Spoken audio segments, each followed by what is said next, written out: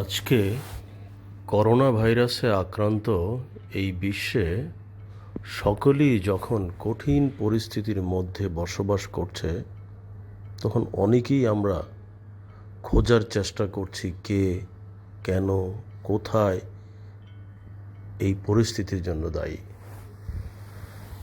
আবার এরই মধ্যে যারা প্রকৃত বুদ্ধিমান, তারা কিন্তু শুধুমাত্র সমস্যাগুলোকে নিয়ে ব্যস্ত না থেকে কীভাবে এর সমাধান করা যায় তা নিয়েই দিনরাত চেষ্টা করে যাচ্ছে। আজ বিশ্বের প্রায় সকল দেশেই অধিকাংশ মানুষ চাকরি হারিয়ে বেকার হয়ে যাচ্ছে। ইউএসএ, ইউরোপ, বিভিন্ন উন্নত দেশে আজ প্রাণের জন্য হাহাকার চলছে। একটি সময় যারা পৃথিবীর সকল দেশগুলোকে এবং প্রায় সকল সেক্টরে তারা রাজত্ব করেছে, আজ তাদেরই জীবনের কোনো নিরাপত্তা নেই, পর্যাপ্ত খাদ্য নেই। আজ তারাও অন্যান্য দেশগুলোর মতো রিলিফ নিচ্ছে। আমাদের মনে রাখতে হবে, সৃষ্টিকর্তা বারবার বলেছেন, আমি অনর্থক কাউকেই সৃষ্টি করি নাই। সুতরাং এই পৃথিবীর প্রতিটি মানুষের জন্ম কখনই অনর্থক নয়। সেই সাথে আজকের এই মহামারী পরিস্থিতিও কিন্তু কোনো অনর্থক সৃষ্টি নয়।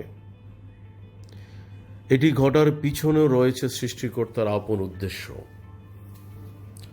আমরা ইতিহাসে বহুবার দেখেছি, একটি নির্দিষ্ট সময় পর পর মানুষ যখন সীমা লঙ্ঘন করে, তখন সৃষ্টিকর্তা এই পৃথিবীতে কিছু কঠিন পরিস্থিতির সূচনা করে এবং মানব জাতিকে জানান দেন যে আমাদের সৃষ্টিকর্তার নিয়মের মধ্য থেকেই আমাদেরকে চলতে হবে, সীমা লঙ্ঘন করা যাবে না।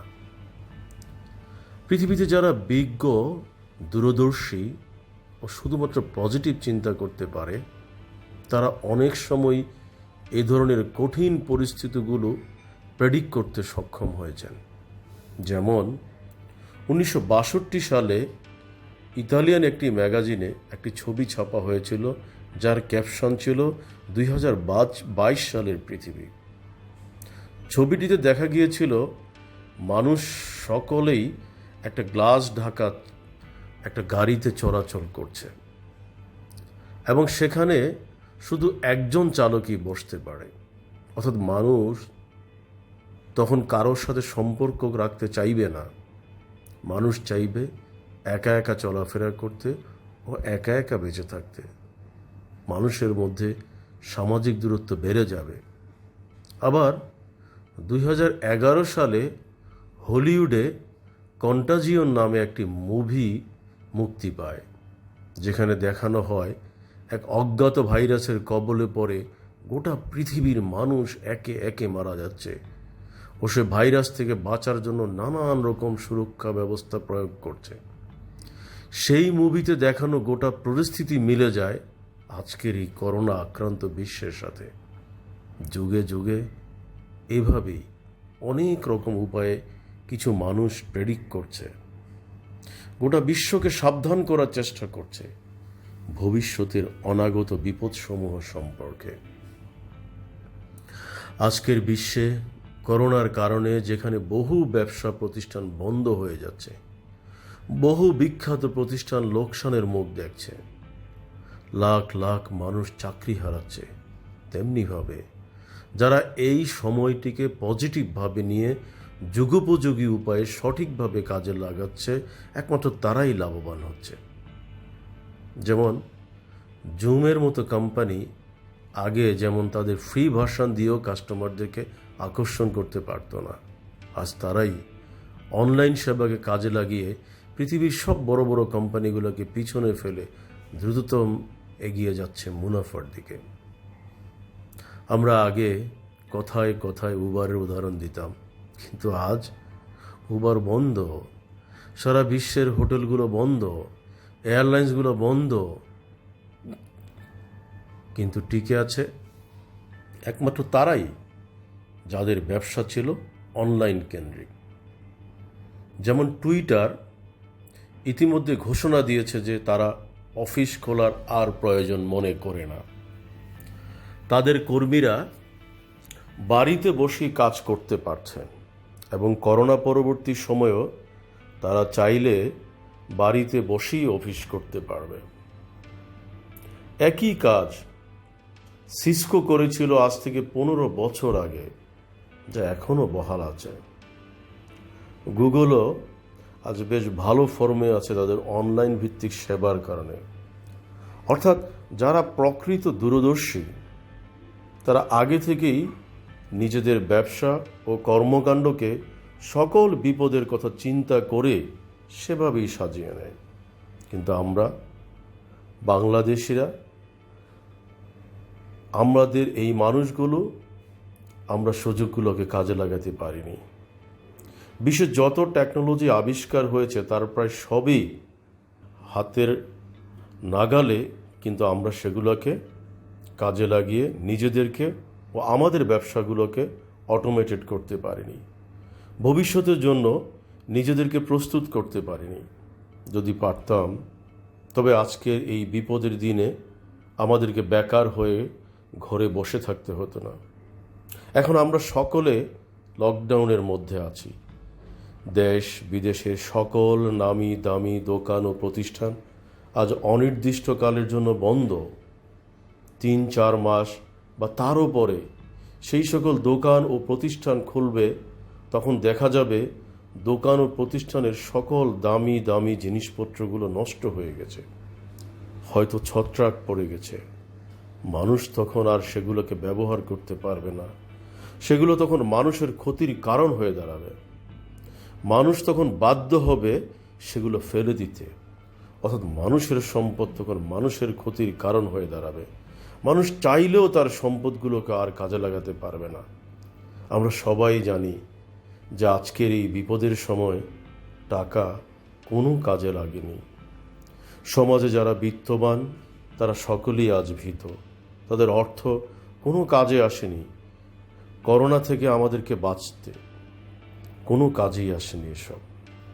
আবার একই সাথে যারা প্রতিশ্রুতিশীল, দূরদর্শী ও চ্যালেঞ্জ মোকাবেলায় পারদর্শী তারা কিন্তু সামনে এগিয়ে যাচ্ছে।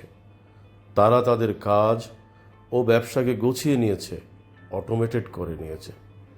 দেশের ইয়াং জেনারেশন যারা আছে তাদের অধিকাংশই এখন দেখা যাচ্ছে সোশ্যাল মিডিয়াতে একে অপরের সমালোচনা ও দোষারোপ করিয়ে দিন পার করছে। আবার এদেরই মধ্যে একটি দল আছে যাদের আমরা ধন্যবাদ জানাতে চাই, যারা নিজেদের নানান রকম সফট স্কিলগুলোকে ডেভেলপ করছে। তারা বিভিন্ন অনলাইন প্ল্যাটফর্ম থেকে তাদের পছন্দ মতো নানান রকম কোর্স শিখছে, নিজেদেরকে করোনা পরবর্তী সময়ের চাকরির বাজারের জন্য প্রস্তুত করছে। আর এই সকল ক্রিয়েটিভ ছাত্রছাত্রীদের স্কিল ডেভেলপমেন্টের জন্য ড্যাফোডিল ইন্টারন্যাশনাল ইউনিভার্সিটি ও গো এডু অনলাইন প্ল্যাটফর্ম কয়েক ডজন অনলাইন ফ্রি কোর্স তাদেরকে উপহার দিয়েছে। কতজন সেই কোর্সগুলো নিজেদের উন্নয়নে কাজে লাগিয়েছে তা আমরা জানি না, কিন্তু এটুকু বলতে চাই যারা সেগুলোকে কাজে লাগিয়েছে তারাই আজকের এই কঠিন সময়ের প্রকৃত যোদ্ধা ও ভবিষ্যতে তাদেরকে কেউ দমিয়ে রাখতে পারবে না। আমরা মনে করি এই সময়টিকে যে যেভাবে পারে সঠিকভাবে কাজে লাগানো উচিত। আর যে সময়টা চলে যাচ্ছে সেটা আর ফিরে আসবে না। দেশে বিদেশের অনেক মানুষ আছে যারা প্যারালাইজড হয়ে বছরের পর বছর নিজ বাসায় বা হাসপাতালে পড়ে আছে। তাদের গোটা জীবনটাই কাটছে লকডাউনের মধ্যে। আমাদের সকলেরই স্টিফেন হকিংয়ের কথা মনে আছে। তিনি এমন একজন ব্যক্তি ছিলেন যার শুধু মস্তিষ্ক ছাড়া দেহের আর কোনো কিছুই সচল ছিল না, কিন্তু তিনি তার সেই মস্তিষ্ককে কাজে লাগিয়ে সারা বিশ্বকে জয় করেছেন। তার মৃত্যুর পরেও তার উদ্ভাবিত নানান আবিষ্কার ও থিওরি নিয়ে এখনও গবেষণা চলছে। তাই নিঃসন্দেহে বলা যায় সৃষ্টিকর্তার সকল সৃষ্টির মধ্যে একমাত্র মানুষই অসম্ভব শক্তিশালী, অসম্ভব জ্ঞানী এবং অসম্ভব সম্ভাবনাময়। কিন্তু দুর্ভাগ্য হচ্ছে যে আমরা আমাদের এই জ্ঞান ও ও শক্তিকে সমস্যার সমাধানে কাজে না লাগিয়ে শুধু সমালোচনা করেই আমাদের সম্ভাবনাগুলোকে নষ্ট করে ফেলছি। আমরা বর্তমান বিশ্বের আজকের এই অবস্থার জন্য করোনা ভাইরাসকে দায়ী করছি এবং ভবিষ্যতের ভয়ে আমাদের অনেকেই আজ হতাশ ও বিষণ্ণতায় নিমজ্জিত আছে। কিন্তু অন্যদিকে অনেকেই আছে যারা বর্তমান এই সময়টাকে কাজে লাগিয়ে নিজেদেরকে পৌঁছে দিচ্ছে সফলতার দ্বার প্রান্তে। যেমন চায়নার ইলেকট্রনিক্স কোম্পানিগুলো যখন দেখল যে তারা লকডাউনের কারণে ব্যবসা পরিচালনা করতে ব্যর্থ হচ্ছে, তখন তারা তাদের ব্যবসা পরিবর্তন করে করোনা ভাইরাসের প্রোটেক্টিভ ইউনিট বা প্রোটেক্টিভ ইকুইপমেন্ট তৈরি করে সারা পৃথিবীর 90% ব্যবসা নিজেদের নিয়ন্ত্রণে নিয়ে আসছে। আমরা দেখেছি করোনা ভাইরাসকে পুঁজি করে ভিয়েতনাম সারা পৃথিবীর সামনে নিজেদেরকে মডেল রাষ্ট্র হিসাবে উপস্থাপন করতে সক্ষম হয়েছে এবং সকলেই এখন ভিয়েতনামে ইনভেস্ট করতে আগ্রহী হয়ে উঠছে। এরই মধ্যে তাইওয়ান প্রমাণ করেছে যে এই ভাইরাসকে প্রতিরোধ করার ক্ষমতা তাদের আছে। সেই সাথে বাংলাদেশের অনেক প্রতিষ্ঠান আছে, যেমন আমরা আমাদের প্রতিষ্ঠানকে ধন্যবাদ জানাতে চাই। আমাদের প্রতিষ্ঠানে অনেক ছাত্রছাত্রী আছে যারা এই পরিস্থিতির মধ্যে অপরের প্রতিষ্ঠানের অন্যের সমালোচনা না করে তারা অনেকেই আছে যারা সম্মুখ যুদ্ধে প্রতিষ্ঠানের পাশে থেকে প্রতিষ্ঠানের সাথে হাতে হাত মিলিয়ে তারাও নিজেদেরকে ডেভেলপ করে সম্মুখে এগিয়ে আসছে। আমাদের শিক্ষকদের একটি বড় অংশ এই পরিস্থিতি মোকাবেলা করে অনেক বড় কন্ট্রিবিউট করছে। এটা ঠিক যে প্রথম দিকে আমাদের অনেকেই ঠিকমতো না বোঝার কারণে অনলাইন এডুকেশনে বিক্ষিপ্তভাবে পরিচালিত হয়েছে, কিন্তু পরবর্তীতে আমরাও বুঝতে পেরেছি আমাদের ছাত্রছাত্রীদেরকে এর থেকে বেস্ট সার্ভিস দিতে হবে, যার ফলশ্রুতিতে আমরা প্রতিষ্ঠা করেছি ব্লেন্ডেড লার্নিং সেন্টার। আমরা বিশ্বাস করি যে এখানেই যদি আমরা আমাদের বেস্ট কন্ট্রিবিউশন করতে পারি, তবে একদিন আমরাই হয়তো গোটা বিশ্বের এডুকেশন সিস্টেমে একটি গুরুত্বপূর্ণ ভূমিকা রাখতে সক্ষম হব।